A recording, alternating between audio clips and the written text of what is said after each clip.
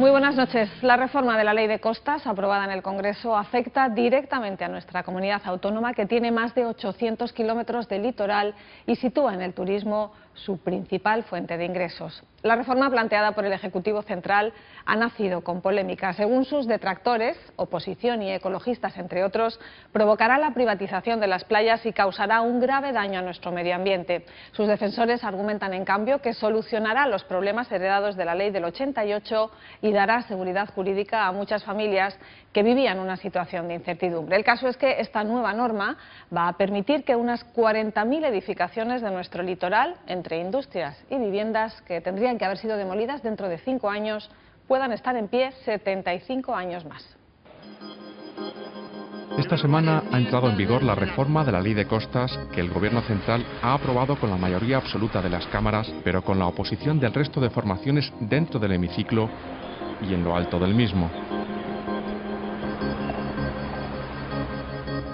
Queda aprobado el dictamen.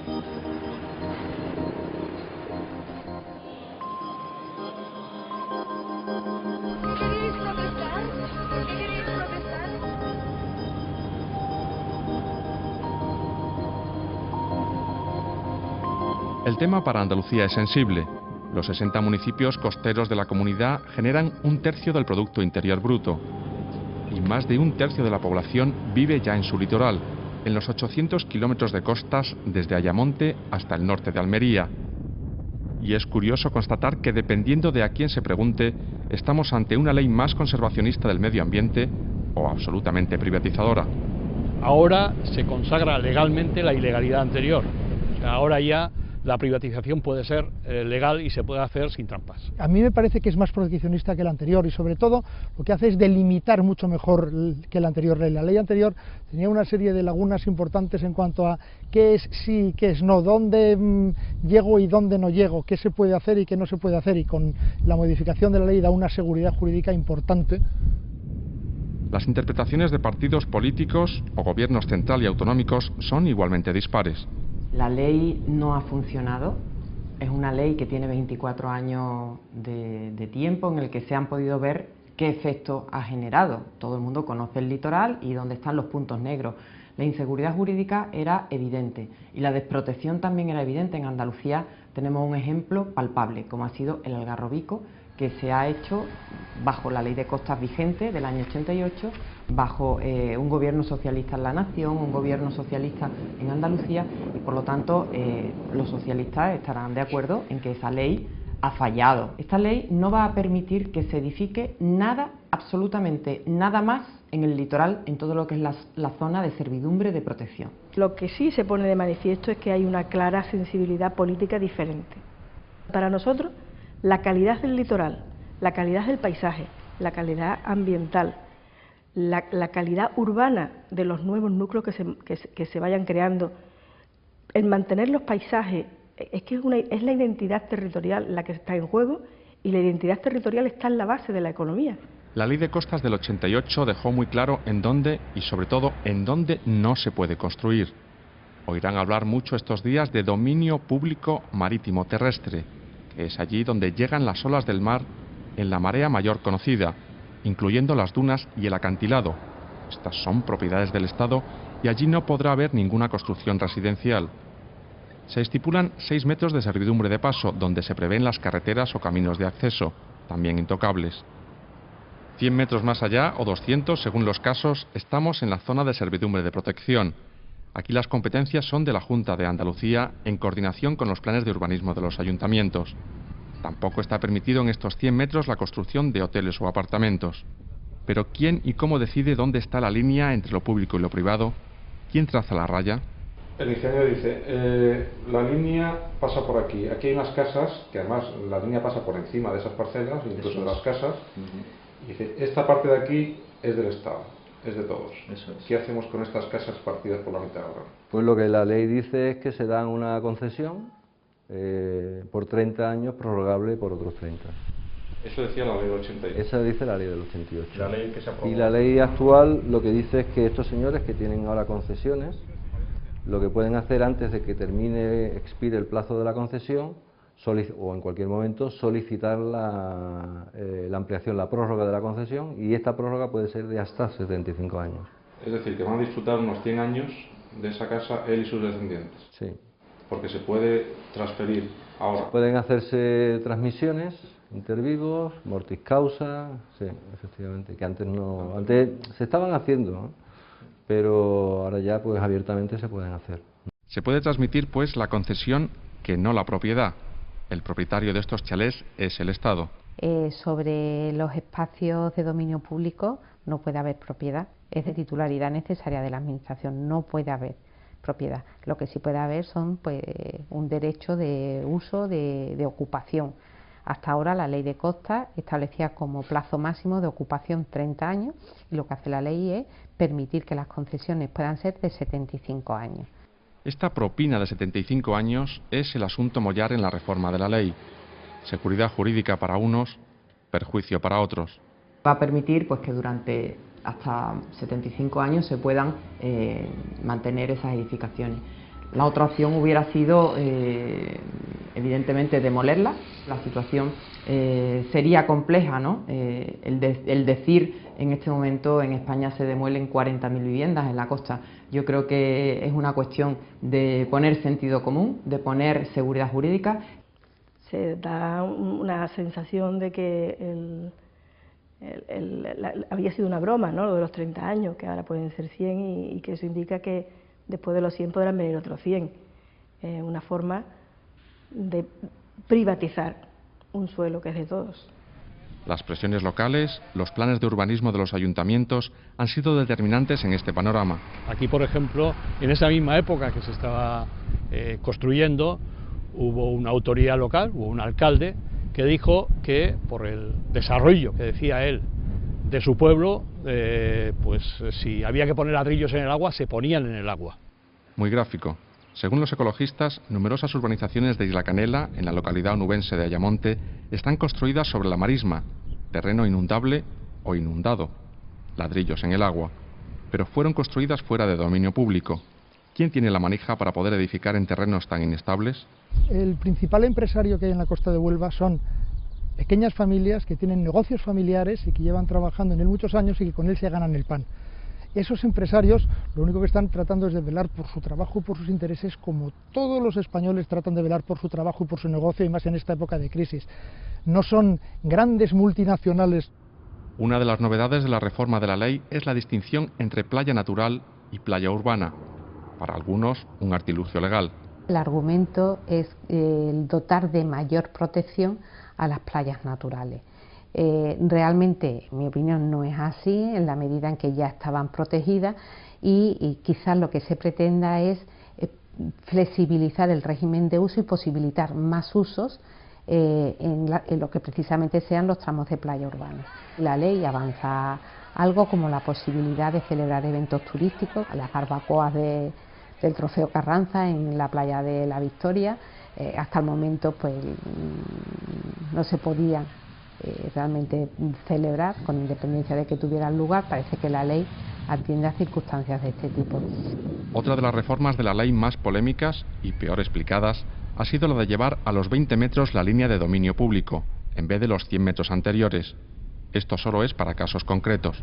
¿Y esta segunda línea intermitente qué es? Esta es la zona de servidumbre de protección, que en este caso, al ser un suelo urbano, son 20 metros. Si no fuera un suelo urbano, si no fuera una ciudad, si fuera una playa, serían... Si fuera en suelo no urbanizable o no urbanizable, serían 100 metros. 100 metros. Y la nueva ley dice que son 20 metros, ¿no? No, la nueva ley lo que dice es que en las zonas de ría, en las zonas de los ríos, hasta donde sean sensibles las mareas, la Administración del Estado, de acuerdo con las comunidades autónomas y los ayuntamientos, pueden proponer una disminución de esos 100 metros a 20. Solo en las rías. Solo en los ríos. También se habla de adelantar a 20 metros cuando se trate de núcleos urbanos o los que tuvieran equipamiento urbano antes de 1988. Y se citan expresamente en esta reforma de la ley 12 núcleos urbanos, 4 de ellos en Andalucía, que estarían excluidos de dominio público. Son El Palo y Pedregalejo en Málaga y Punta Umbría e Isla Cristina en Huelva. Pero para las casas que pisan claramente terreno público y para esa prórroga de los 75 años puede haber influido el lobby europeo. Y eran problemas de extranjeros que habían venido a España en los años 70, 60, 70, 80, se habían comprado una casa en el borde del mar con todos sus papeles, con todas sus licencias y con todos los permisos, y con el advenimiento de la Ley de Costas del año 88, posteriormente se deslindó, esas casas quedaron en dominio público y en el 2018 esas casas tienen que ser demolidas, y estos señores que se habían comprado sus casas con el perfecto derecho y con todos los papeles pierden sus viviendas por una ley que a ellos les parece absolutamente injusta y que no entienden, pero no porque haya más casos fuera o porque los lobbies europeos sean más fuertes, sino porque muchas veces hacemos mucho más caso a los que nos viene de fuera que lo que tenemos dentro. La Junta de Andalucía ha anunciado que va a estar más vigilante tras esta reforma. El Plan de Protección del Corredor Litoral de Andalucía, que se está tramitando, quiere poner coto en la parte de playa que le corresponde. Andalucía protege desde el dominio público, o sea, desde donde termina la competencia del Estado, porque es la línea del deslinde del dominio público, hasta los 200 metros, la comunidad autónoma en todos los suelos no urbanizables dijo: esto no se va a edificar más. Y se quedó protegido únicamente para uso público. Es más, dijo, y desde los 200 hasta los 500, en esos 300 metros, equipamiento, dotaciones, hotelero, pero no uso residencial. Aunque el daño hecho a la costa es muy difícil de reparar. El plan de protección del corredor litoral, y también lo hizo la Ley de Costas en su momento, parten de que lo que está, está. Es decir, vamos a mantener lo que no se ha alterado y en lo que está no entramos. Desde luego en el suelo urbano no entramos. Y en aquello que está y ya tiene todo aprobado y a lo mejor habría que pagar indemnizaciones en el supuesto de que modificásemos la calificación, pues tampoco entramos. El caso del Algarrobico, con una última sentencia pendiente sobre su licencia de obras, habla por sí solo de lo complicado que es en nuestro país hacer sonar la piqueta. El último derribo sonado fue el de Aldalanterra, en Cádiz, hace más de 10 años. ¿Cómo elegir entre desarrollo económico y conservación del medio ambiente? Buscar el punto de equilibrio entre el desarrollo y la conservación del medio ambiente es complicado sobre todo en ámbitos territoriales donde las tensiones son tan importantes. Yo entiendo que si hay que inclinar la balanza hacia algún lado, hay que inclinarla hacia la protección del medio ambiente, entre otras cosas porque lo dice la Constitución. La paradoja de la crisis inmobiliaria, que dejó alicatada buena parte de la costa andaluza, hace que ahora existan planes aprobados por ayuntamientos y por la Junta para construir 92.000 viviendas en el litoral y que no se construya ni una sola. Este nuevo crecimiento, que llegará, deberá estar muy vigilado por todas las administraciones para aprender de errores pasados, porque la cultura del poco respeto por lo público hace que empecemos aparcando el coche encima de la acera porque es solo un momento para hacer una gestión, y comprobamos que la grúa no viene a menudo. Después, aparcamos el chalet en la playa y vemos que la grúa tarda 30 años, 100 años, da igual, ahora mismo vengo.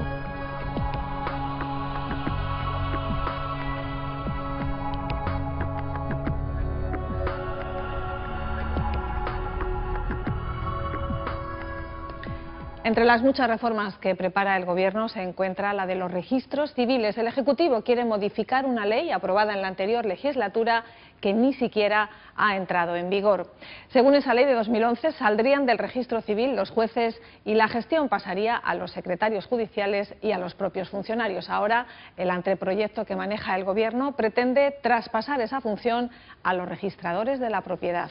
Se ha extendido el temor de que este cambio conlleve una privatización del registro civil y se le dé un control excesivo a un cuerpo especial de funcionarios que cobra aranceles por cada acto registral. El borrador ha conseguido de momento un curioso consenso por diferentes razones: preocupación y gran malestar entre los profesionales implicados. ¿Registro civil? ¿Cómo se va a llamar? El primer apellido Macías y el segundo Gómez, ¿verdad? ¿La fecha de la defunción? El hecho de nacer y el de morir comparten ventanilla y estanterías en lugares como este. En un mismo espacio, diferentes colores distinguen algo tan cotidiano y contradictorio como la vida y la muerte. Nacimiento o defunción, contraer matrimonio u obtener una nueva nacionalidad. Entonces ahora tenemos que hacer un juramento de fidelidad a Su Majestad el Rey de España y de obediencia a la Constitución y las leyes españolas. ¿Usted jura o promete? Prometo. Son actos que se mezclan en una larga cola a la espera de quedar registrados para siempre en tomos que marcan nuestras vidas. ¿Quiénes serán los gestores de esos libros y el coste que una posible reforma de la ley de los registros civiles, ahora gratuitos, tendrá para los ciudadanos? Centran ahora un nuevo debate entre lo público y lo privado.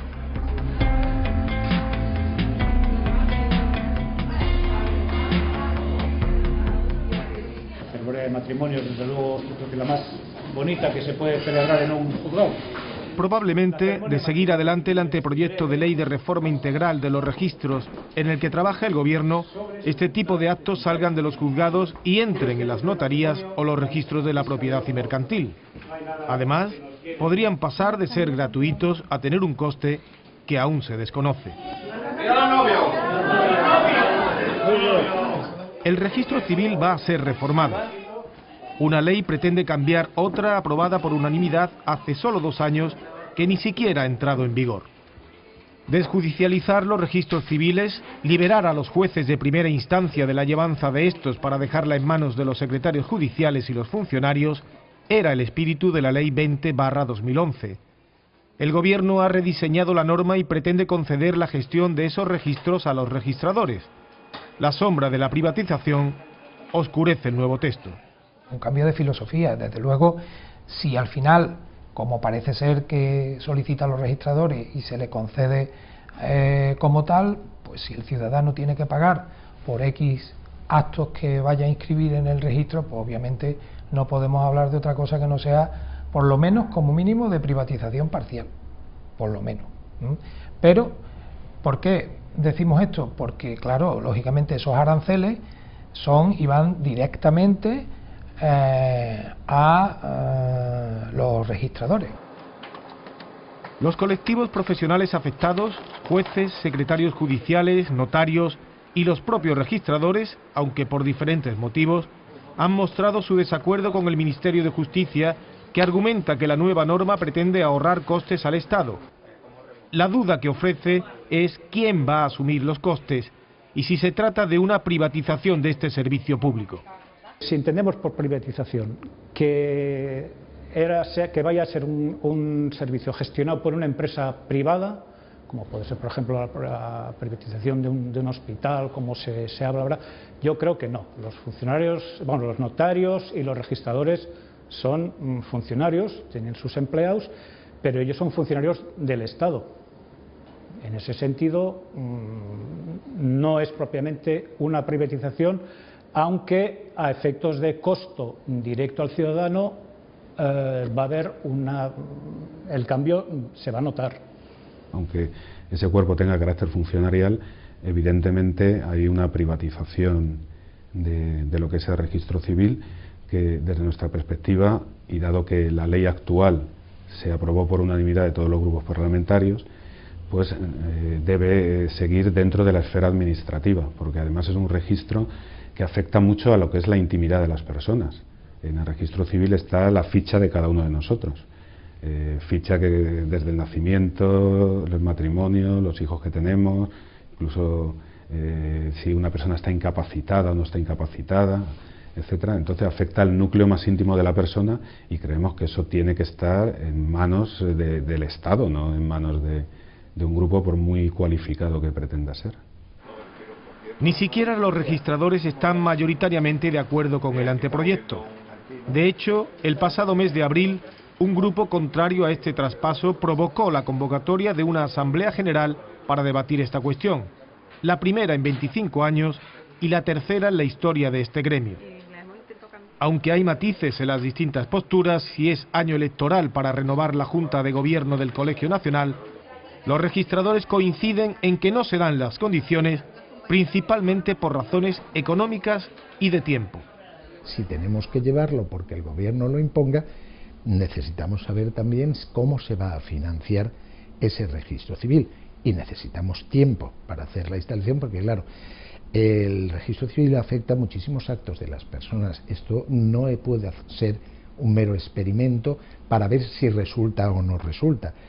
Hay que tener la garantía de que si se instala un nuevo sistema de registro civil, funciona, porque lo que está en juego es el servicio público. Se incrementa enormemente el número de hechos o actos inscribibles en el registro civil. Por ejemplo, en cuanto a la inscripción casi obligatoria del domicilio, la inscripción de los poderes, el establecimiento de régimen matrimonial con carácter obligatorio, y no solamente eso, sino que al interconectarse con los demás registros públicos, para hacer cualquier acto va a ser obligatorio consultar el registro civil, y todo lo que no esté inscrito en el registro civil no va a tener eficacia, con lo cual la inscripción, aunque muchas veces se dice que no es obligatoria, al final se hace obligatoria.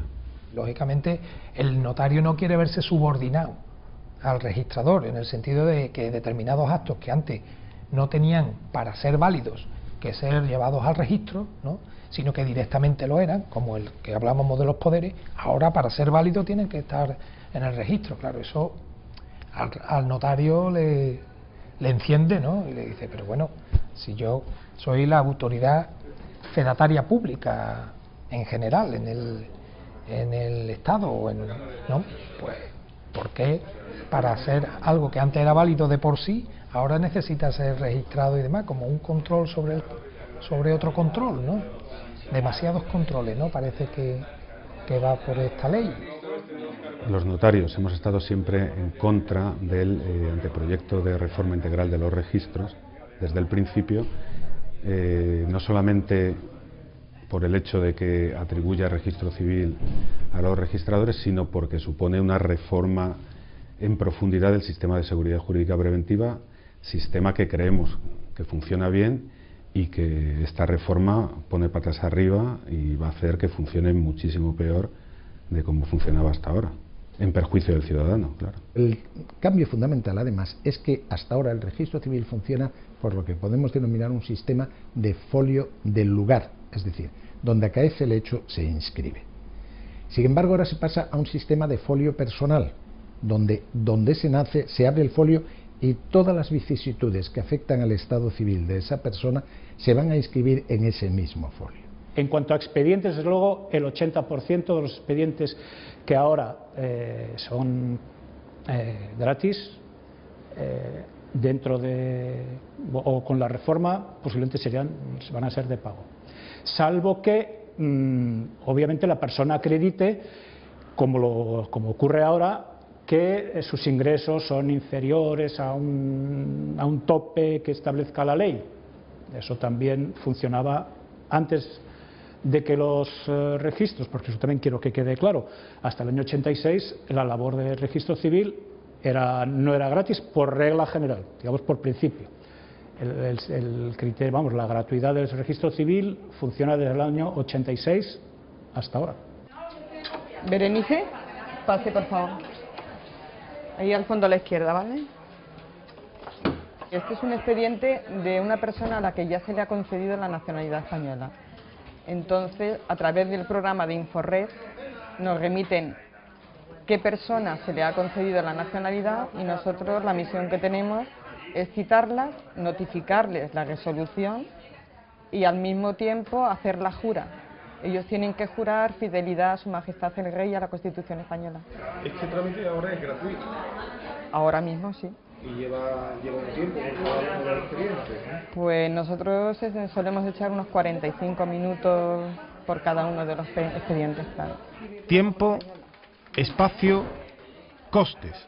Sería imposible aquí poder instalar el registro civil, que además tiene como una de sus características el que tiene un número de visitas muy alto, o sea, necesita un recinto y sobre todo una zona de recepción bastante grande porque tiene un número alto de visitas. El otro de los problemas es el sistema informático que se quiere instalar. Otro de los problemas también es que varía totalmente el sistema de llevanza. La ley que se aprobó en el 2011 del registro civil, que va a venir a sustituir a la anterior de 1957, se le dio un plazo de 3 años de vacancia, no entra en vigor hasta el 22 de julio del año 2014. pero lo que hace además es cambiar totalmente el sistema del registro civil. Para el usuario hay que reconocer que el sistema actual, el que ahora existe, tiene tres ventajas: la gratuidad, que es prácticamente general, la cercanía, porque hay oficinas del registro civil en cualquier pueblo, no digo ya en las capitales, en los partidos judiciales, por supuesto, y la comodidad, por ejemplo, de que muchos registros de capital hasta hace relativamente poco tiempo se abría por las tardes. A nuestro juicio, esto ha sido un proyecto de un sector muy minoritario de los registradores, sector que es el que actualmente gobierna, por así decirlo, la Dirección General de los Registros y del Notariado, y ese sector tiene unas ideas muy radicales en el sentido de que quiere crear una especie de poder registral omnímodo, y habrá, no sé las razones, pero lo habrá presentado el gobierno como un ejemplo de modernización, pero yo creo que el gobierno se ha dado cuenta de que todo eso era una tapadera de unos determinados intereses particulares. Por nuestra parte, la opinión, como le digo, ya la tiene, y a nosotros nos parece bien la antigua ley, o mejor dicho, la ley que todavía no ha entrado en vigor, pero que claro, que se promulgó en el año 2011, ¿no? Nosotros, insisto, no lo queremos, no lo hemos pedido, y si se nos impone, pues tendremos que llevarlo. Lo que procuraremos entonces es que el registro reúna ciertas condiciones que lo hagan eficiente, porque aquí de lo que se trata al final, sobre todo, es de proteger el servicio público. El gobierno trabaja en una reforma que, de momento, no contenta a nadie y que ha provocado el malestar de los colectivos profesionales implicados en ella. Mientras se discute, de fondo, la actividad en los registros civiles sigue aportando contrastes que se reflejan en libros donde se recoge parte de nuestras vidas.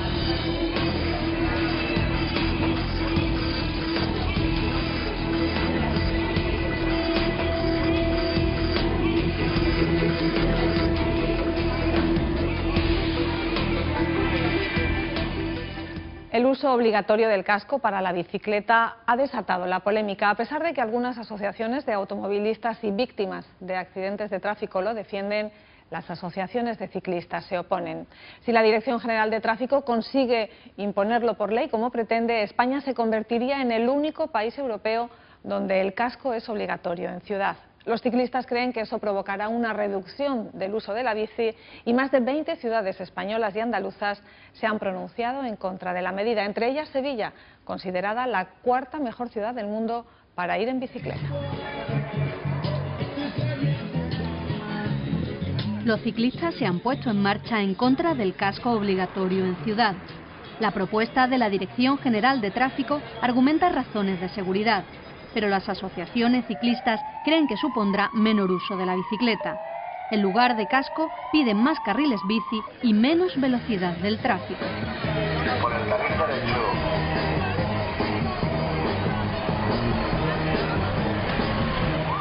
75, 76, María tenía una bici y yo conseguí otra. Oye, pues vamos en bicicleta en vez de ir andando en autobús. Y vimos que era mucho más rápido, mucho más divertido, y ya desde entonces empezamos a utilizarla. Claro, y además yo la utilizaba para ir también a la universidad, que estaba en la Puerta Osario, y entonces todos los días también la utilizaba y no había carriles bici, María y Agustín llevan en bici casi 40 años. Y han visto cómo ha cambiado la situación, sobre todo en una ciudad como Sevilla. Antes los que íbamos en bici un poco era complicado con los coches en doble fila sobre todo, y claro, la gente en cuanto ha visto que puede ir segura, pues entonces se ha disparado el número de ciclistas. Ahora creo que hay 70.000 desplazamientos diarios en Sevilla en bicicleta, en días de trabajo.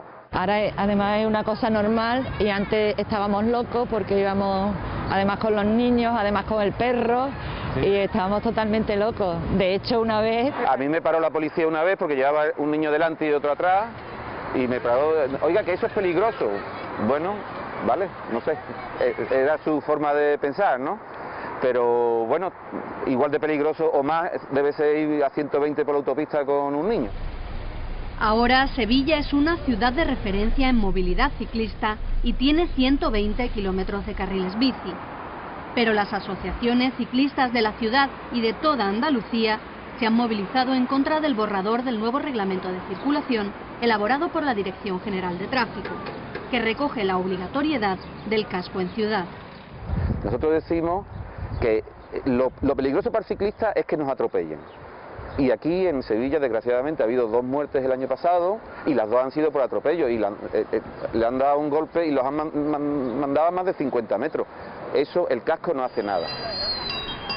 La Dirección General de Tráfico, que no ha querido participar en este reportaje, argumenta razones de seguridad, pero los ciclistas creen que el casco obligatorio provocará que baje el uso de la bicicleta en ciudad.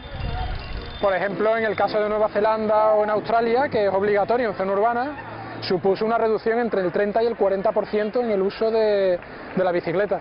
Tienes que tener en cuenta que el hecho que aporta más seguridad al ciclista en el medio urbano es que haya más ciclistas.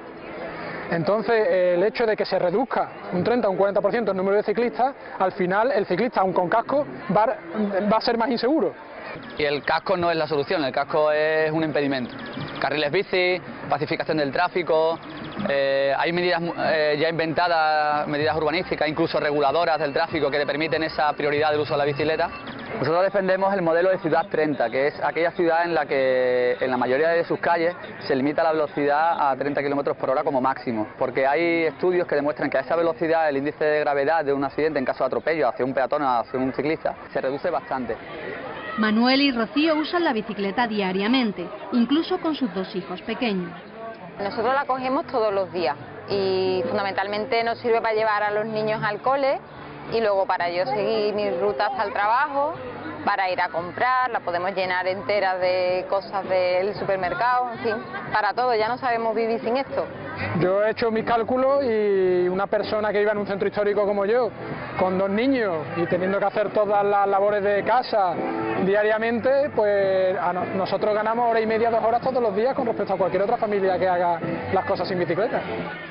Creen que la mentalidad de la mayoría de la gente con respecto a la bici ya ha cambiado bastante, aunque aún queda mucho por recorrer. Todavía se ve como una cosa graciosa, sobre todo cuando nos ven así con los 2 niños y dicen, ¡ay, qué gracioso! Mira qué bien van los niños.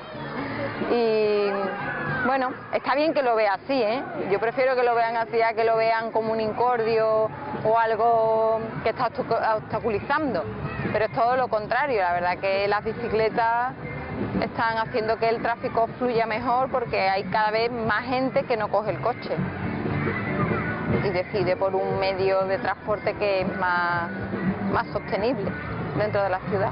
La gente, según las estadísticas, hay quizás solamente un 15% de gente que no cambiaría el coche, pero los demás se lo pueden cambiar siempre que le pongan alternativas viables. Estoy hablando también de la bicicleta, estoy hablando del autobús y estoy hablando de una cosa que no se le da mucha importancia, que es andar. En nuestra ciudad el 33% de la gente va andando a todos sitios.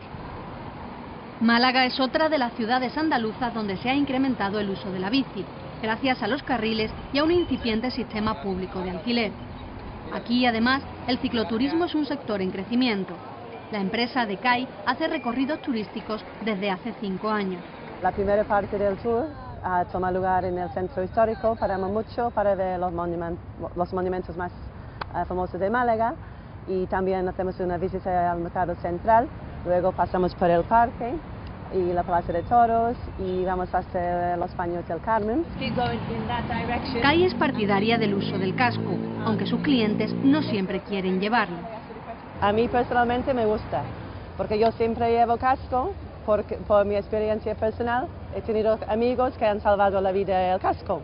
Para mi empresa también he intentado que la gente lleve casco, pero la verdad es que mucha gente no le gusta. Sobre todo cuando hace calor, algunos sí, algunos no. Pero normalmente si llevan casco, en la mitad del tour acaban de colgar el casco en el manillar de la bici. Las asociaciones ciclistas temen que la obligatoriedad provoque la desaparición del sistema de alquiler público de bicis y alegan que en ningún país europeo es obligatorio el casco. En México y en Israel, que lo quisieron poner, se echaron para atrás por eso, precisamente por las bicis públicas, ¿no? Yo creo que ahora mismo, bueno, En Europa, en Dinamarca, en Holanda, en los países punteros de... Eso fue un debate que hubo hace más de 10 años y enseguida se echaron para atrás y lo han dejado prácticamente que allí, ni siquiera en las carreteras, es obligatorio. En Andalucía, el aumento de los ciclistas ha provocado en algunas ciudades problemas de convivencia con los peatones, que son el eslabón más débil de la pirámide de la movilidad. La introducción de las bicicletas en las ciudades deberían apostar por una cultura en la que la bicicleta es un transporte prioritario que circula principalmente por las calzadas y, en caso contrario, por los carriles bici, y que excepcionalmente se le permite entrar en zonas peatonales, con unas características que son sencillas: respetar la prioridad peatonal y ir a una velocidad adecuada al entorno en el que se estén moviendo. Hay gente que va en bicicleta por donde no debe ir, muy rápido.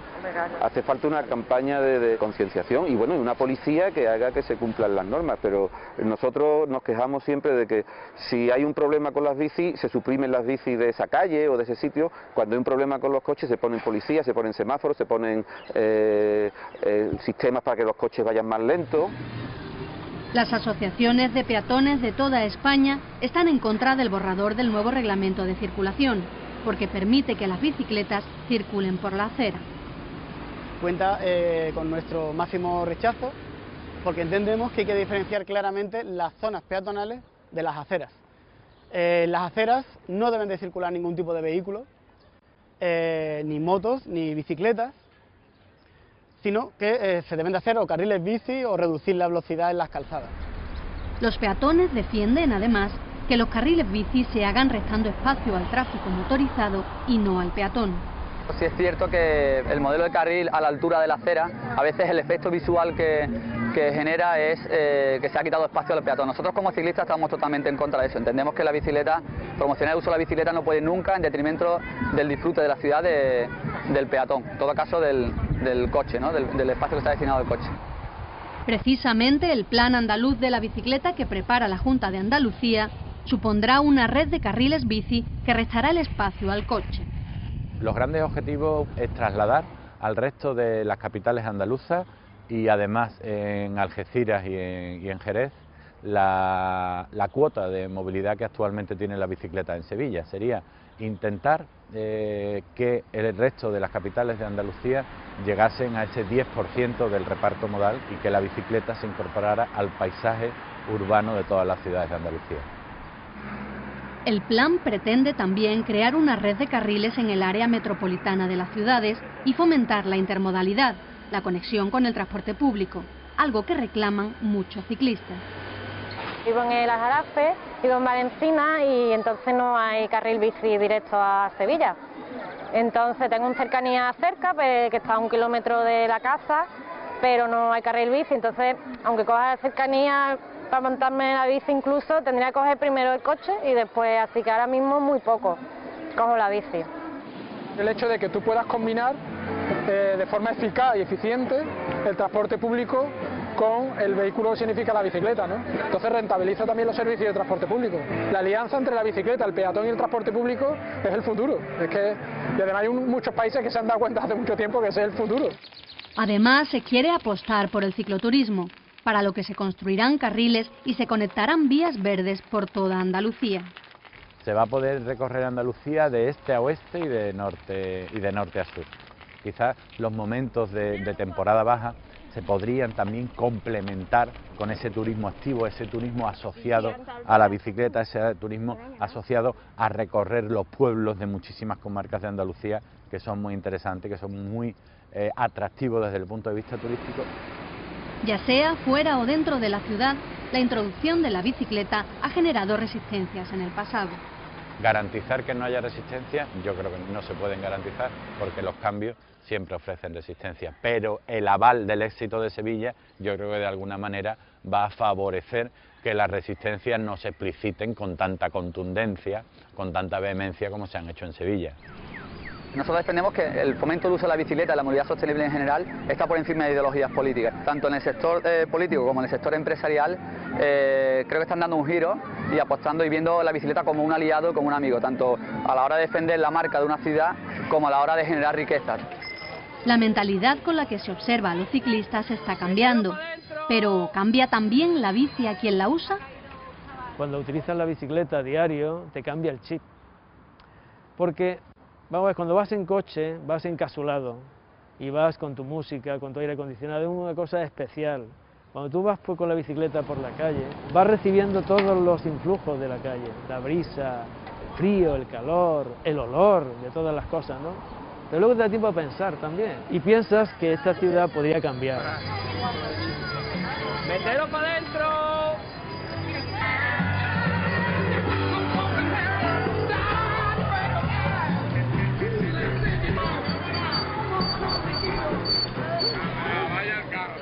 La bicicleta en la ciudad, algo más que un medio de transporte alternativo.